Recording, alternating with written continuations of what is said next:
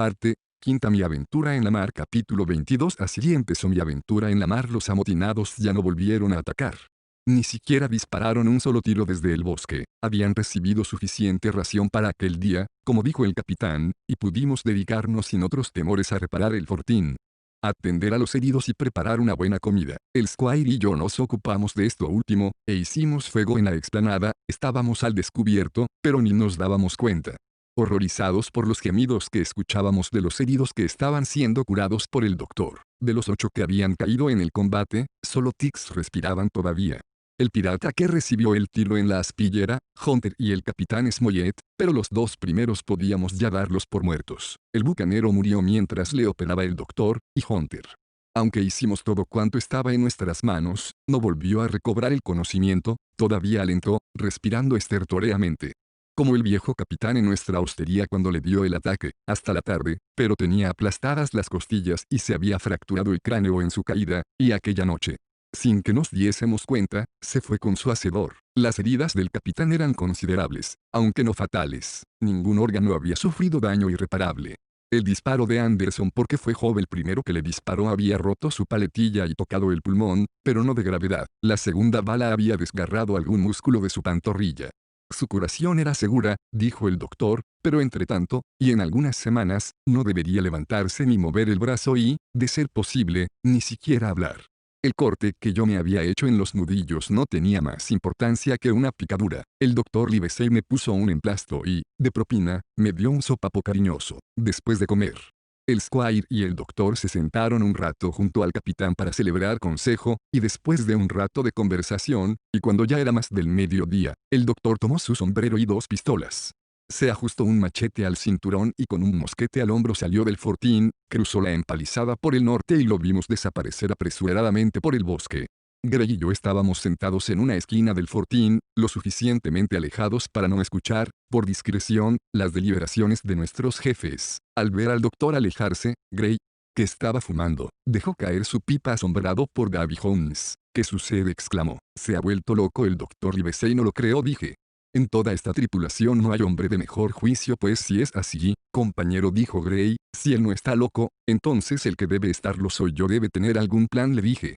No te quepa duda, y si no me equivoco, creo que va en busca de Ben Gunn, y los acontecimientos me darían la razón. Pero mientras tanto, como en el fortín hacía un calor sofocante y la pequeña explanada arenosa, dentro de la empalizada, ardía bajo el sol del mediodía, y quizá estimulado al imaginar con envidia que el doctor estaría caminando por la fresca umbría de aquellos bosques, con los pájaros revoloteando alrededor suyo y respirando el suave olor de los pinos, mientras yo me achicharraba allí sentado, con las ropas pegadas a la resina derretida y no viendo más que sangre y cadáveres en torno mío, lo que me producía una repulsión más intensa que el miedo que pudiera sentir, un pensamiento, no tan razonable como la misión que yo adjudicaba al doctor, empezó a hurgar en mi cabeza. Después, mientras baldeaba el fortín y fregaba los cacharros de la cocina, aquella repugnancia y aquel pensamiento fueron creciendo en mi corazón, hasta que, sin pensarlo más, y aprovechando que nadie me veía, cogí de un saco que tenía a mi lado toda la galleta que pude y llené los bolsillos de mi casaca. Era el primer paso de mi aventura. Pensaréis que me comportaba como un insensato, y con razón,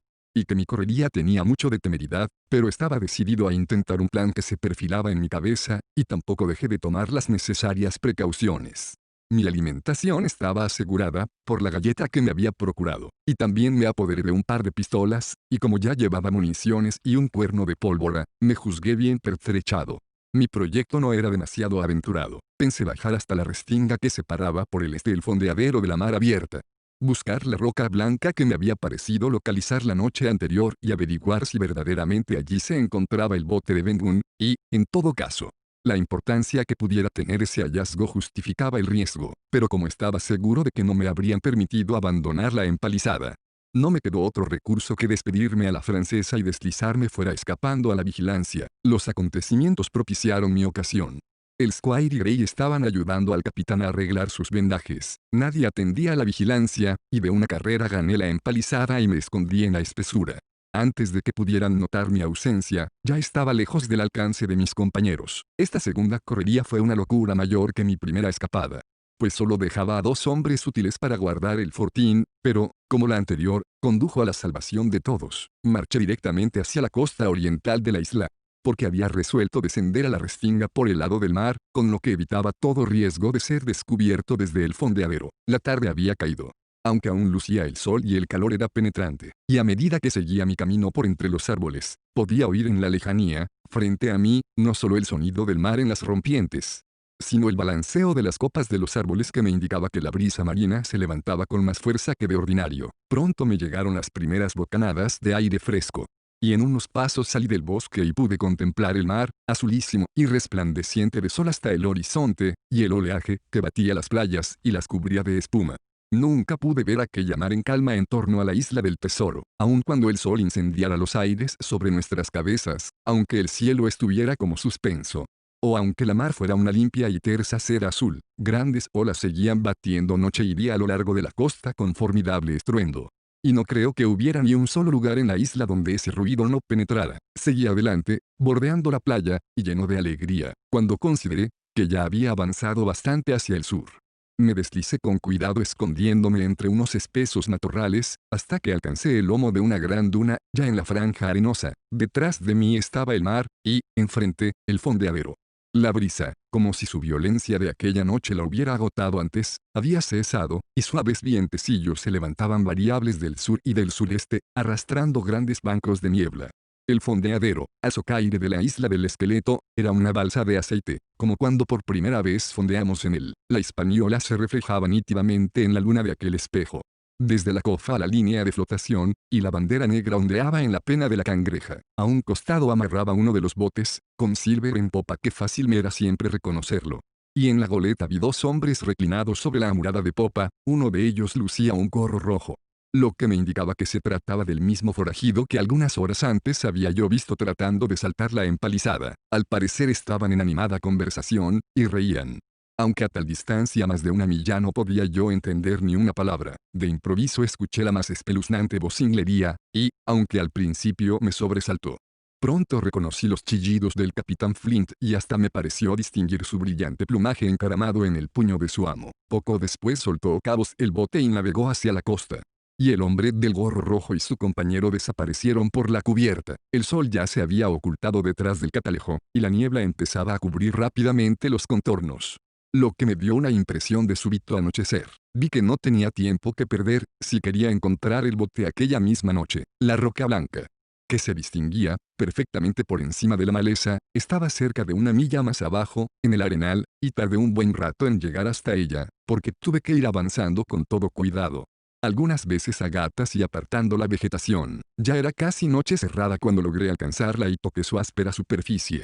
A un lado había una hondonada poco profunda cubierta de matas y oculta por algunas dunas y arbustos de los que por allí abundaban, y en el fondo descubrí una pequeña tienda hecha con piel de cabra, como las que los gitanos llevan en sus viajes por Inglaterra. Descendí a la hondonada y levanté la falda de la tienda, y allí estaba el bote de Ben Gunn, o algo que era un bote. Porque en mi vida he visto cosa más rudimentaria, un burro armazón de palos, cubierto de pieles de cabra con el pelo hacia adentro. Era excesivamente pequeño hasta para mí. Y no concibo cómo hubiera podido mantenerse a flote con un hombre hecho y derecho. Tenía una especie de bancada muy tosca, un codaste, L48, y un remo de doble pala. Por aquella época yo aún no había visto jamás un coraclo, L49, de los que hicieron famosos los antiguos bretones.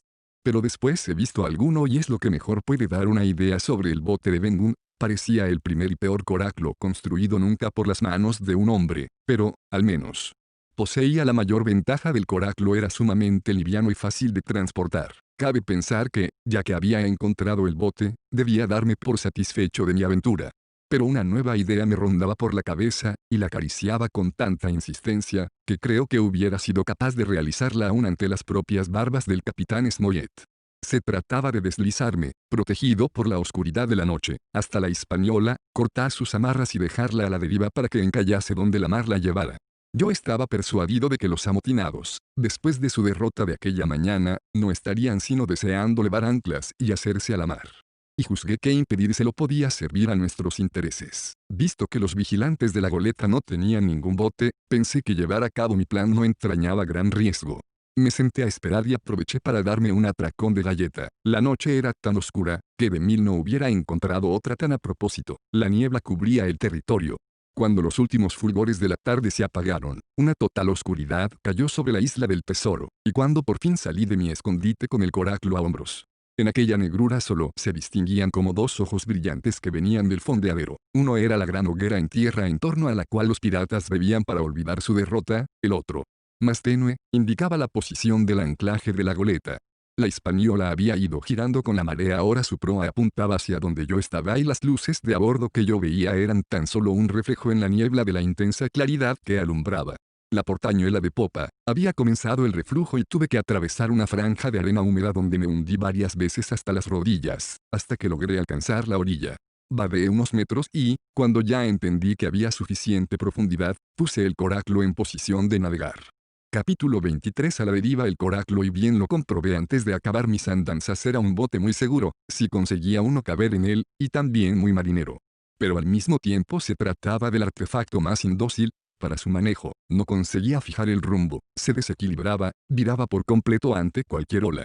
Y lo más apropiado quizás sea decir que parecía una peonza. Hasta el propio Ben Gunn me confesó tiempo después que era un tanto misterioso hasta que uno descubría sus cualidades.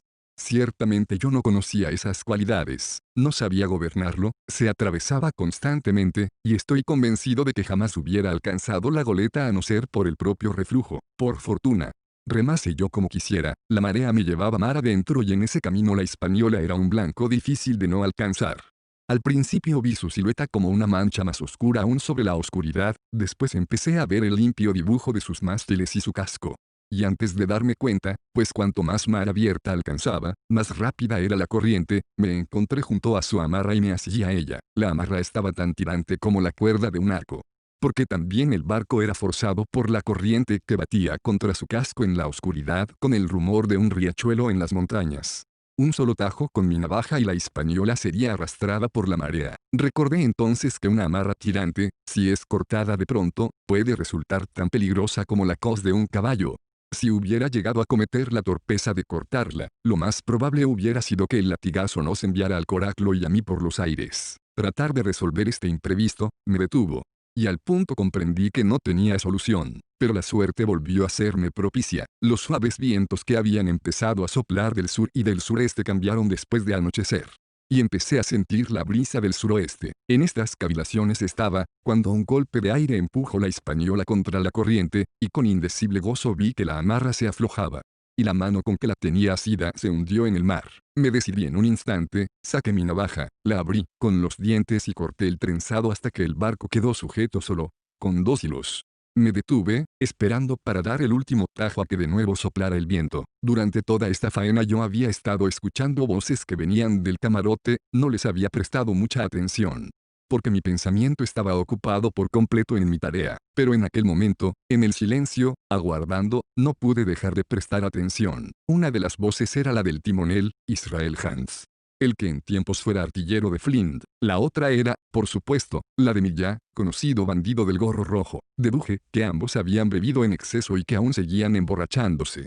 Pues mientras yo atendía a sus palabras, uno de ellos, lanzando un grito propio de borracho, abrió la portañuela de popa y arrojó al agua lo que supuse una botella vacía.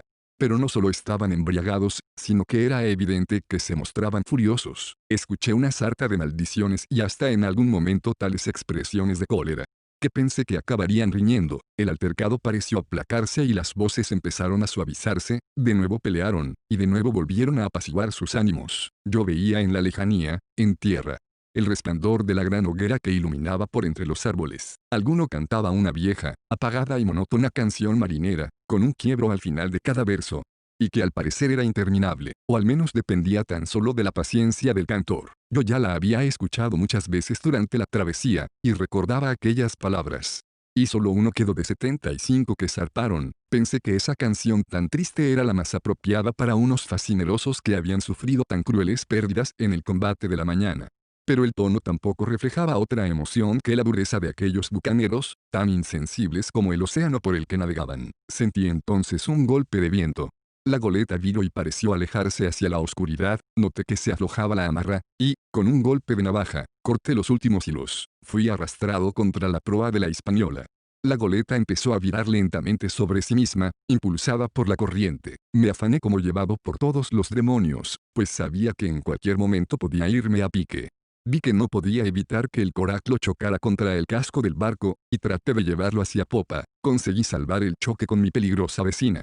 Pero en el mismo instante en que daba el último empujón mis manos tropezaron con un cabo que arrastraba colgando desde la toldilla. Inconscientemente me agarré a él. No sabría decir por qué lo hice. Fue un acto instintivo, pero una vez que tuve bien cogido aquel cabo, y comprobé que estaba firme, la curiosidad, como siempre, pudo más que cualquier otra consideración. Y trepé para echar una mirada por la portañuela de popa. Fui cobrando el cabo hasta que juzgué que estaba lo suficientemente cerca. Y con bastante peligro me balancé hasta que pude ver el techo y parte del interior del camarote. En aquel momento la goleta y su pequeña rémora se deslizaban ya velozmente por la mar. Hasta el punto de que casi habíamos alcanzado la altura de la hoguera de los piratas. La goleta hablaba, como dicen los marinos, y bien alto, además, cortando las olas con un rumor de espuma tan fuerte, que fue preciso que yo mirara a través de la portañuela para explicarme cómo los guardianes no se habían alarmado, pero un vistazo fue más que suficiente, aunque tampoco. En mi peligroso equilibrio, hubiera podido dar más. Hans y su compinche estaban empeñados en una lucha a muerte, cuerpo contra cuerpo. Y cada uno de ellos aprisionaba con sus manos el cuello del otro. Me dejé caer sobre el coraclo y a punto estuve de caer al mar. No había podido ver más que a aquellos dos furiosos contendientes con el rostro de ira, luchando bajo la lámpara humeante, y cerré mis ojos para que se acostumbrasen de nuevo a la oscuridad. La canción de los piratas había terminado, finalmente, y toda aquella mermada pandilla, alrededor del fuego, entonaba ahora aquella otra que tantas veces yo había oído. 15 hombres en el cofre del muerto, ja, ja, ja, y una botella de ron. El ron y Satanás se llevaron al resto, ja, ja, ja, y una botella de ron. Cavilaba yo en qué atareados debían andar el ron y Satanás en aquel momento en el camarote de la Hispaniola, cuando me sorprendió un repentino bandear del coraclo. También la goleta escoraba y viró rápidamente, cambiando de rumbo. La velocidad aumentaba de una forma inexplicable. Abrí los ojos. Por todas partes a mi alrededor rompían olas muy bajas y como fosforescentes, que se abrían con un ruido seco y una crujiente espuma. La misma Hispaniola, cuya estela me arrastraba, parecía vacilar y vi su arboladura meciéndose sobre la oscuridad de la noche. Me fijé mejor, comprobé que la goleta derivaba con rumbo sur. Eché una mirada hacia atrás, y el corazón saltó en mi pecho. Allí estaba el resplandor de la hoguera. La corriente nos había hecho virar casi en ángulo recto, arrastrándonos, goleta y coraclo, cada vez más rápidamente, con un ruido más intenso, cortando aquella proa a las olas cada vez con un chasquido más fuerte, y haciendo remolinos, a través del estrecho hasta la mar abierta. De improviso la goleta viró con violencia desviándose quizá 20 grados y en ese momento se escucharon gritos a bordo. Oí ruidos de carreras hacia cubierta y adiviné que los dos borrachos habían sido interrumpidos en su pelea y se habían dado cuenta de lo sucedido.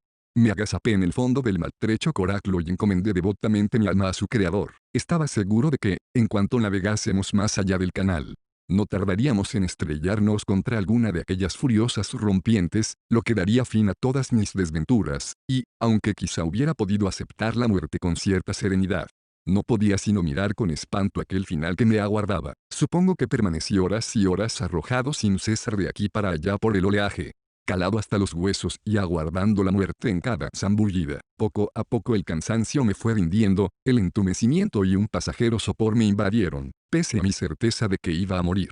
Y el sueño se apoderó de mí, así que, zarandeado por el mar en aquel coraclo, me dormí y soñé con mi lejana patria y con la vieja almirante Benbow. Capítulo 24. La travesía en el coraclo. Ya era pleno día cuando desperté y me encontré a la deriva en el extremo suroeste de la isla del Tesoro. El sol estaba alto, aunque aún se ocultaba tras la masa del Catalejo, que en aquella parte de la isla bajaba casi hasta el mar como cortado a pico y dando lugar a un asombroso acantilado. El cabo de la Bolina y el monte Mesana formaban como un recodo, desértico y sombrío el monte, el cabo, cortado por acantilados de 40 o 50 pies de altura y flanqueado por enormes peñascos caídos. Yo me encontraba a un cuarto de milla mar adentro y mi primera idea fue ir a tierra y desembarcar, pero no tardé en abandonar este proyecto, porque las olas rompían con estruendo contra las rocas derrumbadas, levantando grandes penachos de espuma y agua, y en ese fragor incesante me veía a mí mismo, de aventurarme a desafiarlo, destrozado contra las rocas o agotando mis fuerzas para escalar aquellos brutales peñascos. Y no era eso todo, sino que vi agrupados en las zonas más lisas de las rocas unos monstruos viscosos como repugnantes babosas de increíble tamaño. que en grupos de 4 o 5 docenas aullaban espantosamente o se dejaban caer al mar con atronadoras zambullidas. Después he sabido que se trataba de leones marinos, es decir, criaturas inofensivas, pero su aspecto, unido a lo dramático de aquella costa y al ímpetu del oleaje, fue más que suficiente para borrar de mi cabeza toda idea de desembarcar allí. Mejor morir de hambre en la mar, que afrontar tales peligros. Pero, como mi confianza me decía, aún quedaban otras posibilidades de mejor suerte. Al norte del Cabo de la Bolina la costa seguía por un largo trecho en línea recta, y con la marea baja dejaba al descubierto una ancha faja de amarillas arenas. Y aún más al norte, otro cabo que las cartas señalaban como Cabo Boscoso avanzaba cubierto de altísimos y verdes pinos que llegaban hasta el borde del mar. Recordé lo que me había indicado Silver acerca de la corriente que bordeaba la isla del Tesoro, en dirección norte, a lo largo de la costa occidental, y como comprobé, por mi posición, que me encontraba en aquellos momentos bajo su influencia, preferí dejar atrás el Cabo de la Bolina y guardar todas mis fuerzas para intentar desembarcar en el, al parecer, más propicio Cabo Boscoso.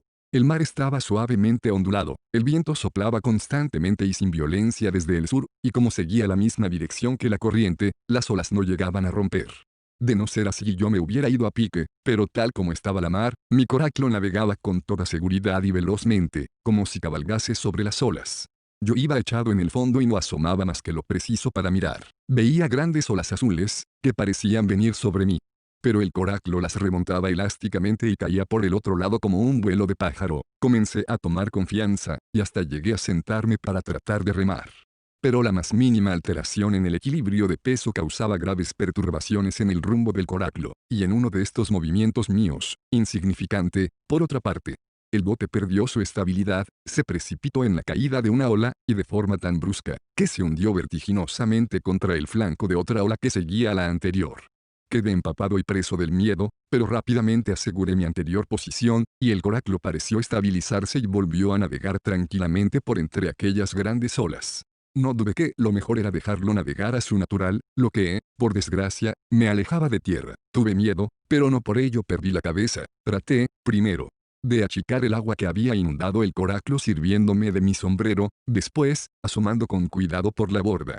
Empecé a estudiar las características del bote para deslizarse con tanta suavidad sobre las olas. Observé que cada ola, en lugar de ser esa gran montaña tersa y pulida que se ve desde tierra o desde la cubierta de un navío, era mucho más parecida a una cordillera con sus picos y sus montes y valles. El coraclo, abandonado a la deriva, serpenteaba por entre las olas acomodándose a las zonas más bajas y esquivando las más abruptas y vacilantes cimas. Bien, me dije a mí mismo. Está claro que debes continuar tumbado como estás, pero también puedes aprovechar, cuando el bote esquive las olas y navegue entre dos, para dar con el remo una paletada y tratar de enderezar el rumbo hacia tierra, y así lo hice. Continué tendido en la más incómoda postura, y de cuando en cuando asomaba para dar un ligero golpe de remo que pretendía guiar el coraclo. Fue un trabajo penosísimo y lento, pero observé que empezaba a ganar distancia. Y cuando me acercaba al Cabo Boscoso, aunque sabía que no había forma de pasar cerca de él, había ganado unos centenares de yardas hacia levante, y no estaba ya muy lejos. Podía ver las verdes copas de los pinos meciéndose con la brisa, y eso me dio ánimos para tratar de alcanzar, y sabía que lo conseguiría, el siguiente promontorio. Me urgía, además, lograrlo. Porque empezaba a sentir la falta de agua. El sol era abrasador y el resplandor de sus infinitos reflejos en las olas me consumía hasta el punto que mis labios estaban cubiertos por una costra de sal. Mi cabeza ardía de dolor y mi garganta era como una quemadura. La visión de aquellos árboles tan próximos aguzaban mi sed y sentí vértigo, pero la corriente me arrastraba lejos del cabo y, cuando pasé a su altura, de nuevo no tuve ante mí sino una vasta extensión Montabreviation mar, pero algo allí hizo cambiar por completo el curso de mis pensamientos. Frente a mí, a menos de media milla, estaba la Hispaniola, navegando con las velas desplegadas. Inmediatamente, pensé que iba a caer en manos de aquellos piratas, pero me sentía tan desfallecido, sobre todo por la falta de agua, que ya no sabía si aquello debía alegrarme o no. Tampoco pensé más en ello, porque la sorpresa se apoderó hasta tal punto de mí, que no pude hacer más que mirar y maravillarme. La Hispaniola navegaba con la vela mayor y dos foques al viento, y la bella lona blanca resplandecía al sol, como la nieve o la plata. Cuando apareció ante mis ojos, todas sus velas iban tensas por el viento y llevaba rumbo noreste. Me figuré que los que habían quedado a bordo se proponían dar la vuelta a la isla para regresar al fondeadero. Pero después empezó a virar más y más hacia el oeste, y no dudé que me habían descubierto y se proponían abordarme, y de pronto se detuvo en el ojo del viento, con todas sus velas estremeciéndose. Punto y coma. Inútiles, me dije, deben estar borrachos como cubas. Y me imaginé con qué severidad les hubiera reprendido el capitán Smollett. La goleta empezó a virar, volvió a cobrar viento y siguió navegando. Durante un minuto cortó las aguas con velocidad, pero después volvió a quedarse inmóvil, otra vez en el ojo del viento. Una y otra vez sucedió lo mismo, hacia cualquier lado, norte o sur. Este y oeste, la Hispaniola repitió sus inexplicables bandazos y a cada escapada volvía a quedar con el velamen distendido. Pensé que el barco navegaba sin gobierno. Pero ¿dónde estaban entonces los dos marineros? ¿Estarían borrachos o habrían desertado? Y planeé subir a bordo y hacerme con el timón con el fin de entregársela al capitán. La corriente empujaba ahora la goleta y el coráculo hacia el sur velozmente. La Hispaniola navegaba de manera tan vacilante y tan irregular, y en cada detención permanecía tanto tiempo inmóvil, que pensé que, si me decidía a remar, podía ganar ventajosamente la distancia que nos separaba e incluso alcanzarla. El proyecto tenía un sabor peligroso que me seducía. Y sobre todo pensar en el tanque de agua a bordo, junto a la escala de proa, duplicaba mi renacido valor. Me senté al remo, y en ese instante una ola me cubrió. Pero me mantuve firme y empecé a remar con todas mis fuerzas y con precaución, tratando de abordar la Hispaniola. Embarqué un golpe de mar tan violento, que hube de parar y achicar el bote. Pero mi corazón revoloteaba en mi pecho, como un pájaro. Poco a poco fui guiando el coráculo entre las olas y ya no tuve más contratiempos que algún golpe de agua por la proa y los naturales remojones. Iba aproximándome rápidamente a la goleta, ya percibía el brillo del latón de su rueda de timón, que giraba loca, pero no veía ni un alma sobre cubierta. Era extraño. Pero supuse que la habían abandonado, o que los marineros debían estar borrachos en el camarote, y en ese caso quizá lograra reducirlos y gobernar el barco a mi antojo.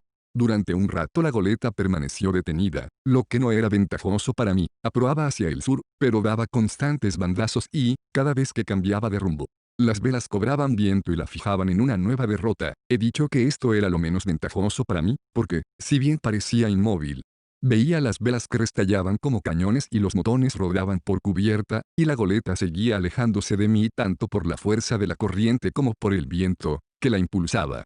Pero por fin se presentó mi oportunidad. La brisa amainó durante unos segundos.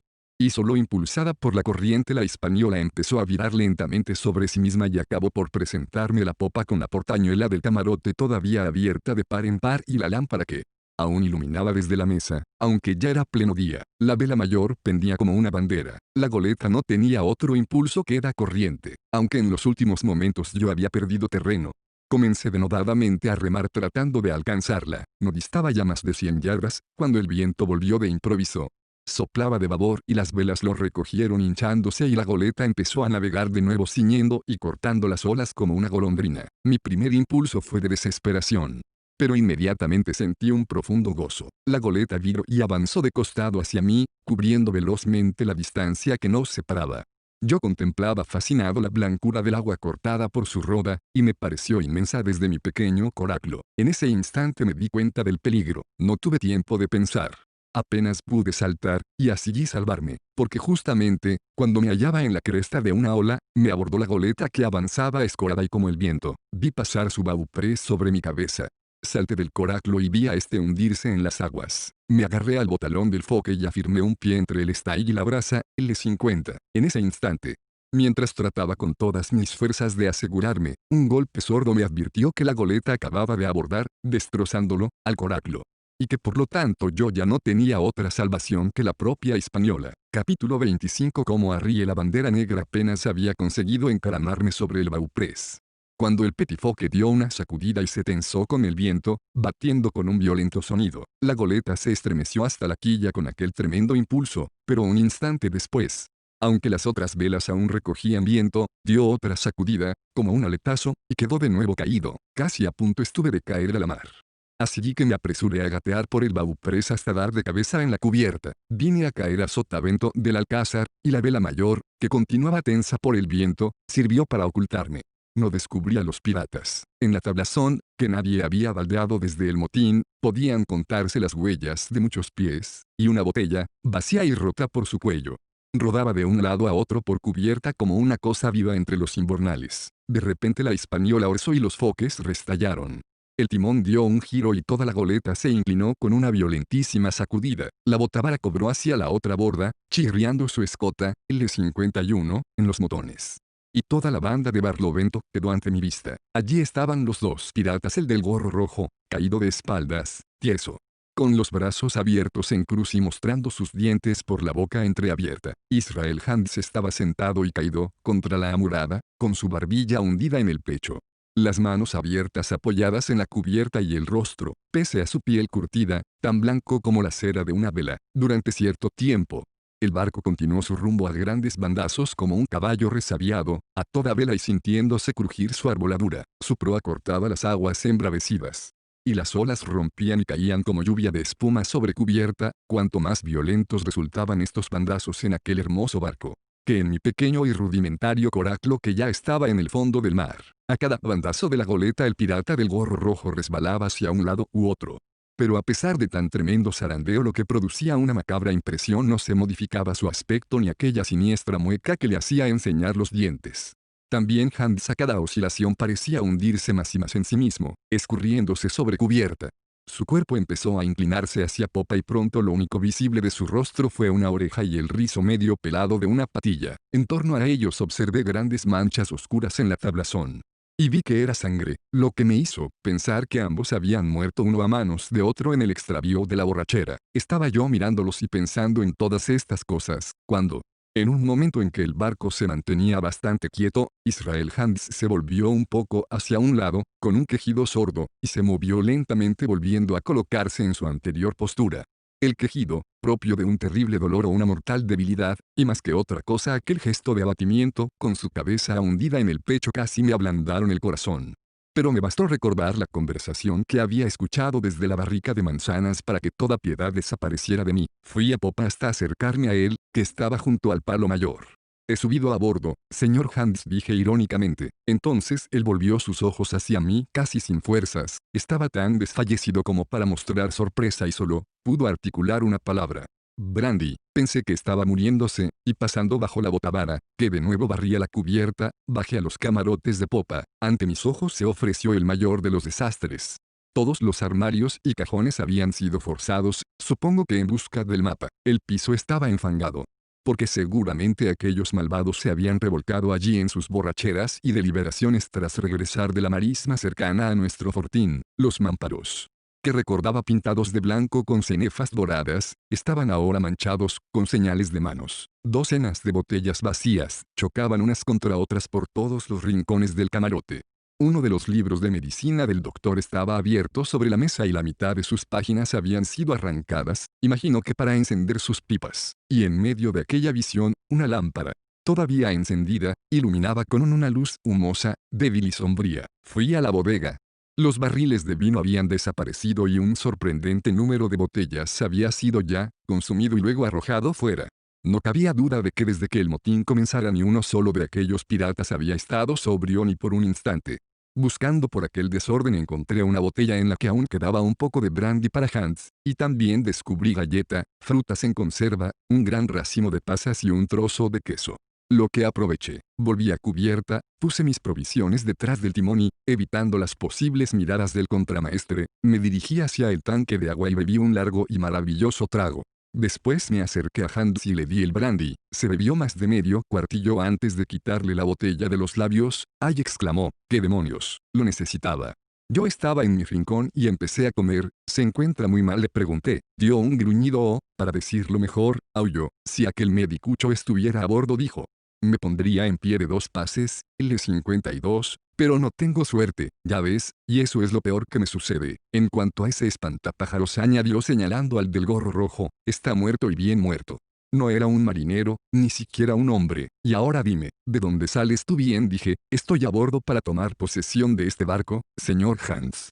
Y tendrá la amabilidad de considerarme su capitán hasta nuevas órdenes». Me miró perplejo, pero no dijo nada. El color empezaba a volver a sus mejillas, aunque continuaba bastante pálido y a cada bandazo de la goleta seguía escurriéndose por la cubierta. «Y a propósito», continué, «no puedo aceptar esa bandera, señor Hans.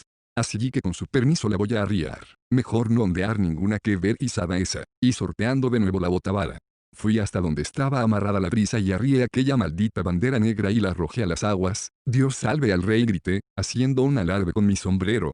Este es el final del capitán Silver. Él me miraba ya, con aire de astucia, aunque seguía sin variar su postura. Cálculo, dijo finalmente, cálculo yo, capitán Hawkins. Que bien le gustaría ahora poder tocar puerto. Podríamos charlar de ellos, y dije, con todo mi corazón, señor Hans, diga que se le pasa por la cabeza y continúe comiendo con un excelente apetito. Ese tipejo empezó, señalando, tembloroso por la debilidad, el cadáver. O'Brien se llamaba, un apestoso irlandés. Bien, ese hombre y yo largamos velas para volver al fondeadero. Él está ya muerto y más tieso que un pantoque. Él es 53, y no sé quién va a poder gobernar este barco. Si yo no le digo lo que tiene usted que hacer, usted es hombre que sepa de esto. Por lo que a mí se me alcanza, así que podemos hacer un trato. Usted me da de comer y de beber y algún trapo para vendarme la herida, y yo le diré cómo debe gobernar el barco. Así cuadran las cuentas. Y cada cual toma lo suyo. Voy a decirle una cosa, le contesté, no voy a regresar al fondeadero del capitán Kidd. Mi idea es llevar la goleta a la cala del norte y vararla allí tranquilamente. Así tendrá que ser, exclamó. No soy ningún estúpido marino de agua dulce, después de todo. Tengo ojos en la cara, no, he jugado y perdido, y es usted quien ahora manda, a la cala del norte. No me da dónde elegir, pero estoy dispuesto a ayudarlo, aunque me conduzca al muelle de las ejecuciones. Rayos, así lo haré. No me pareció que sus palabras careciesen de cierto buen sentido. Y cerré aquel trato. En 3 minutos la Hispaniola ya navegaba apaciblemente con buen viento a lo largo de la costa de la isla del Tesoro. Y esperábamos doblar el cabo septentrional antes del mediodía y alcanzar la cala del norte antes de la pleamar, porque ese era el momento en que podríamos embarrancarla sin que sufriera daños. Y desde allí, con el reflujo, desembarcar. Fijé con un cabo la rueda del timón y bajé a buscar mi cofre, del que saqué un pañuelo de seda de mi madre, de gran suavidad. Ayudé a Hans a vendarse la cuchillada, pues aún sangraba, en el muslo, y tras haber comido un poco y con otro par de tragos de brandy, noté que empezaba a revivir. Y hasta enderezó su postura y hablaba con más vigor. Era ya otro hombre. La brisa nos impulsaba favoreciendo nuestros deseos. La goleta cortaba el mar navegando ligera como un pájaro. La costa de la isla pasaba rápidamente ante nosotros y el paisaje cambiaba a cada minuto. Pronto dejamos de ver las tierras altas y empezamos a navegar a la altura de un territorio bajo y arenoso poblado de pinos enanos, y pronto también aquel paisaje quedó atrás. Hasta que doblamos el promontorio de la colina rocosa con que la isla termina, por el norte. Yo me sentía eufórico con mi flamante mando y fascinado por la belleza de la luz del sol y los variados matices, y la conciencia, que antes me había amonestado por esta aventura, callaba ahora ante la gran victoria que había representado. Creo que mi alegría hubiera sido completa de no tener presentes los ojos del contramaestre, que me seguían donde me encontrase y con la extraña sonrisa que no se borraba de su cara. Era una sonrisa en la que se mezclaban dolor y desfallecimiento, parecía la macilenta sonrisa de un anciano, pero con un tinte sombrío de felonía, y ese rictus seguía todos mis movimientos, espiándome, aguardando. Capítulo 20.